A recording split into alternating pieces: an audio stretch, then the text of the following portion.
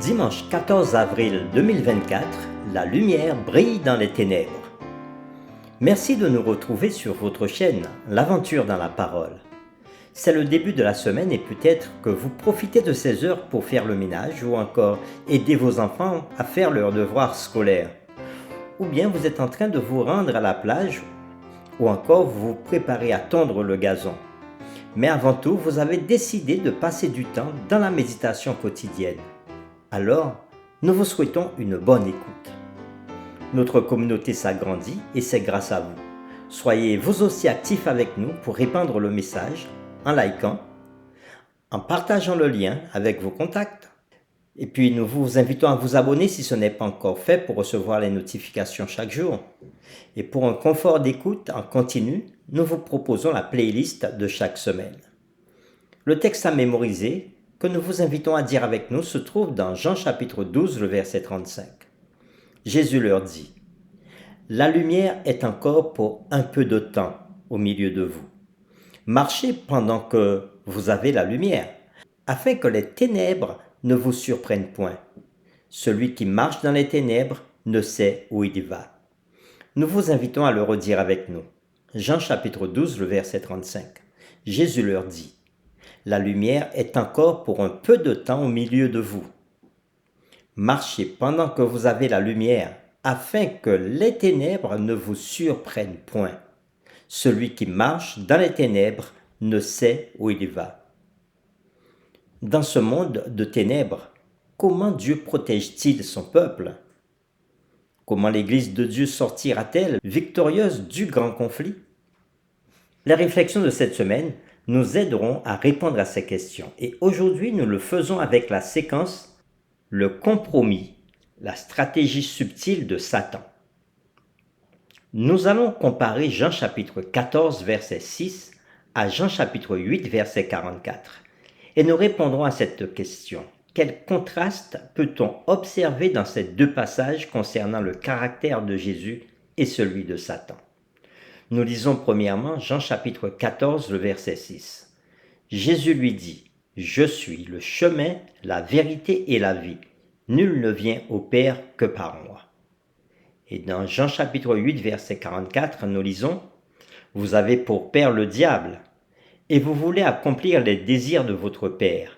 Il a été meurtrier dès le commencement, et il ne se tient pas dans la vérité, parce qu'il n'y a pas de vérité en lui. Lorsqu'il profère le mensonge, il parle de son propre fond, car il est menteur et le père du mensonge. » Après la lecture de ces deux textes, Jean 14, verset 6 et Jean 8, 44, nous répondons à cette question. Quel contraste peut-on observer dans ces deux passages concernant le caractère de Jésus et celui de Satan ? Nous pouvons remarquer que ce que Jésus dit est vrai parce qu'il est l'auteur de la vérité. C'est ce qu'il dit. Il dit qu'il est le chemin, la vérité et la vie. La vérité émane du cœur d'un Dieu omnibienveillant et omniscient. Il est le fondement de la réalité et de toute vérité. En revanche, Satan est un menteur et le père du mensonge. Il est prêt à utiliser le mensonge, la tromperie, la désinformation et la déformation de la vérité pour égarer le peuple de Dieu. Il avait trompé Ève en Éden en déformant la vérité, en créant le doute et en niant ouvertement ce que Dieu avait dit. La déclaration de Satan « Vous ne mourrez point » dans le contexte de la consommation du fruit était une contradiction évidente de ce que Dieu avait dit. Au cours des siècles, Satan utilise la même stratégie. Il amoindrit la confiance en la parole de Dieu, contredit la volonté révélée de Dieu, déforme les Écritures et, parfois, cite mal la Bible à son avantage. Nous vous invitons à lire Proverbes chapitre 23, verset 23, Jean 17, verset 17 et Jean 8, verset 32. Et nous répondrons à cette question. Quelle similitude voyez-vous dans ces passages bibliques concernant la vérité de la parole de Dieu ? Quel est leur message principal ? Proverbes chapitre 23, verset 23 nous dit : « Acquiert la vérité et ne la vends pas. la sagesse, l'instruction et l'intelligence. Jean 17, verset 17, sanctifie-les par ta vérité, ta parole est la vérité. Et Jean chapitre 8, verset 32, vous connaîtrez la vérité et la vérité vous affranchira. Après la lecture de ces trois passages, Proverbes chapitre 23, verset 23, Jean 17, verset 17 et Jean 8, verset 32, nous répondons à cette question. Quelle similitude voyez-vous dans ces passages bibliques concernant la vérité de la parole de Dieu? Quel est leur message principal? Dans le livre La tragédie des siècles, aux pages 43 et 44, l'auteur Ellen White dit ceci. Les Saintes Écritures donnent aux hommes la possibilité de découvrir les impostures de Satan et de résister à sa puissance.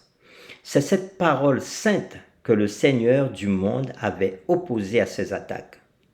À chaque assaut, Jésus avait présenté le bouclier de la vérité éternelle en disant « Il est écrit ». Contre chaque suggestion de l'adversaire, il avait cité la sagesse et l'autorité des Écritures. Le seul moyen dont Satan disposait pour établir son ascendance sur les hommes et pour affermir celui de l'usurpateur papal était donc de maintenir le monde dans l'ignorance du Saint-Livre. Comme la Bible exaltait la souveraineté de Dieu et de la vérité, elle devait être cachée et supprimée. Telle fut la conclusion logique adoptée par l'Église de Rome. Des siècles durant, la propagation des Écritures fut interdite. On défendait au peuple de les lire ou de les posséder chez soi, tandis que les prélats et les prêtres, sans principe, les interprétaient de manière à appuyer leurs prétentions. C'est ainsi que le pape en vint à être presque universellement reconnu comme le vicaire de Dieu sur terre et investi d'une autorité suprême sur l'Église et sur l'État. Fin de citation. Pour terminer, nous vous invitons à réfléchir et à échanger avec votre famille ou votre communauté de foi sur cette pensée. Discutez des moyens par lesquels Satan tente de déformer ou de mal interpréter la parole de Dieu aujourd'hui. Nous vous invitons à prier avec nous. Puisque Seigneur, tu es le Dieu de la vérité, tu nous as éclairés aujourd'hui sur ta parole qui est la vérité. Et c'est par elle seule que nous pouvons comprendre les événements qui se déroulent dans l'histoire de l'humanité. Tu nous as montré par ta parole que Jésus est le chemin, la vérité et la vie. Contrairement à Satan, qui est le père du mensonge et qui a le mensonge en lui-même. Nous prions pour que tu nous aides jour après jour à ouvrir ta parole, à la consulter, afin de nous enrichir des merveilles et des vérités qui nous protègent des séductions du malin. Garde-nous des attaques de l'ennemi et aide-nous à marcher et à faire ta volonté. Nous t'avons prié au nom de Jésus. Amen.